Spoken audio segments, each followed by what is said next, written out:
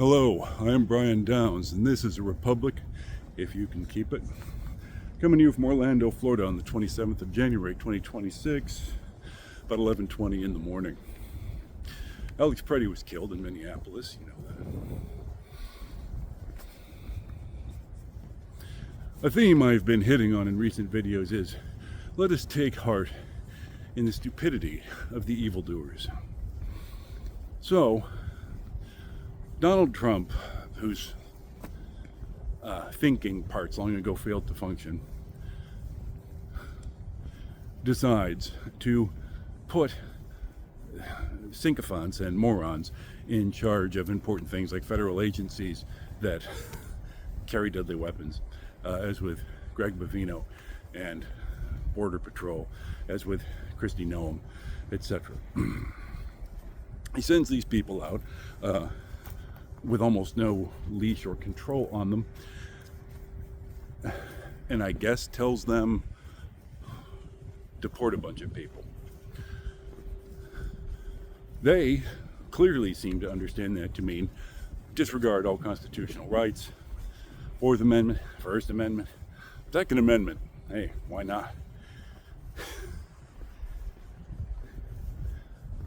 And, get it done, I guess. Inevitably, this tragic clown show leads to fatalities, wherein ICE in Minneapolis and Border Patrol related agencies have now managed to kill 2 people. And oh my God, but these federal agents cannot fuck in any direction but up. They managed to kill Renee Good. Who was Renee Good? Political activist, poet, lesbian, whose wife was a witness to her killing. Oh, also, by the way, the family dog was in the back seat. If you had gone down to Central Casting and ordered up a more perfect left-wing martyr, they could not have topped what you just did. Then, oh, but wait, hold ICE's beer, because they're now going to kill Alex Pretti, who is a Veterans Administration nurse who went out into the street to observe and document ICE's activities in Minneapolis, because they're a gang of thugs. He was carrying a firearm, which is his lawful right under Minnesota law, the Second Amendment of the United States.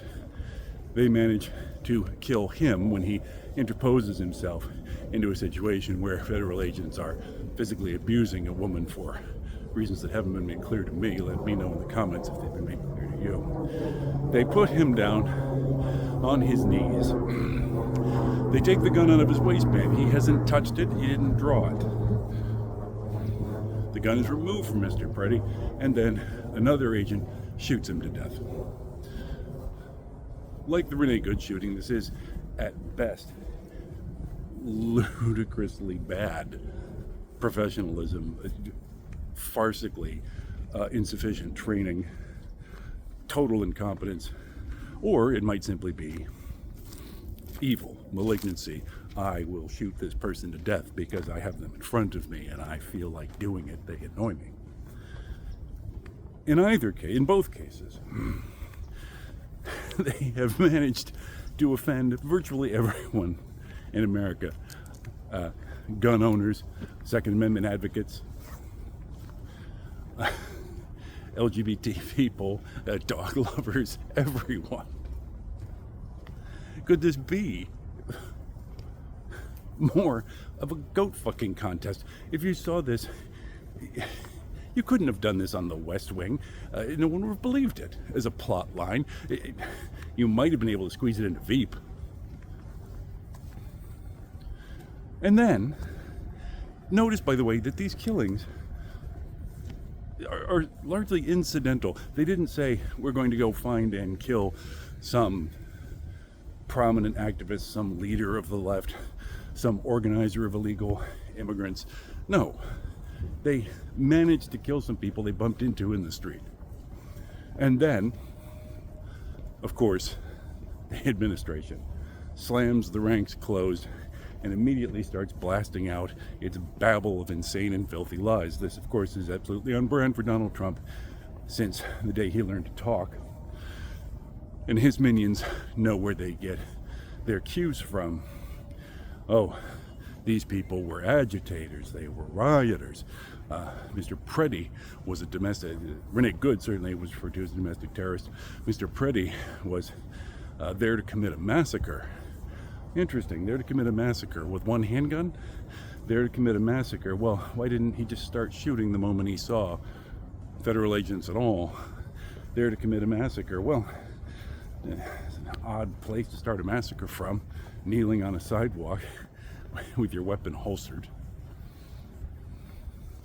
Nonsense, lies, all of which, of course, contradicted by the videos we've all seen.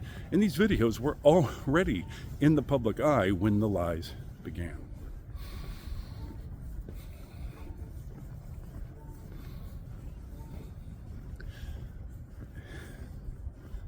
If I had a 12-year-old in my care who behaved this way, who simply told insane lies about whatever, how the window got broken, how the cookies disappeared, I would take them to a psychiatrist. And yet we have a presidential administration that behaves this way. But no, wait, I'm sorry, it gets better. Because now, somehow, somebody, maybe Donald Trump, maybe someone whispering in his ear, has figured out that this is certainly a political catastrophe, and that the administration's already devastated poll numbers are sliding into territory never before conceived possible by political analysts.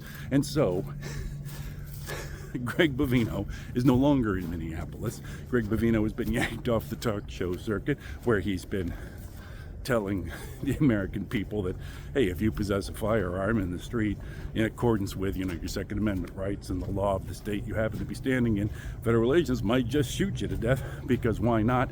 No, Greg's pulled. He's not fired exactly. Hasn't been condemned. Isn't being investigated. Hasn't been charged. No, he's just, he's being transferred to California, and, the word is he probably wants to retire soon. Kristi Noem, well, we're going to kind of yank her off the case. We're going to send Homan in. Homan, of course, famous for once accepting $50,000 in folding money in, what was it, a fast food bag? Promising to sell political favors when he himself was out of office between the first and second Trump administrations, but confident that he would soon return to office and be in a position to hand out the largesse. A confidence, by the way, that seems to have been borne out. Anyway, Homan is somehow our solution. Again, Kristi Noem not being charged, not being investigated, not being publicly condemned. The actual man who pulled the trigger, the federal agent who blasted 9 or 10 rounds through the supine body of an American citizen, Mr. Pretti. Don't know who that guy is. They won't tell us. But, hey, gosh, coincidentally, we're reshuffling the personnel roster. No particular reason for that, but it's all better now. What is going on in this man's brain? Donald, if you're going to be a thuggish authoritarian, then you got to go out there and be a thuggish authoritarian, my man.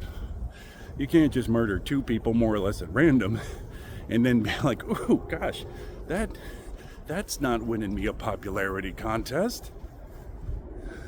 So, I'm going to reorganize the whole show. But, as we recently heard from Donald Trump, he's pretty sure God is proud of him. If you're going to be a thuggish authoritarian, get out there and, really do it. Really start machine gunning people like Idi Amin or Pol Pot did, Don't be half measures about it and then think that you can retreat from it and hope that everybody will forget. We won't forget. No, we will not forget, and we will not forgive the unnumbered crimes and frauds and abuses of Donald Trump and his regime. We look forward, we, the Americans, to the day that he is pulled down from his office by impeachment, by the 25th Amendment, which is long overdue. The 25th Amendment, of course, where a president can be removed from the office for inability, and his mental inability is obvious. by the fact that he just might drop dead because his health is clearly in sharp decline. We look forward to that day. We will celebrate, you and I, together here. A republic if you can keep it.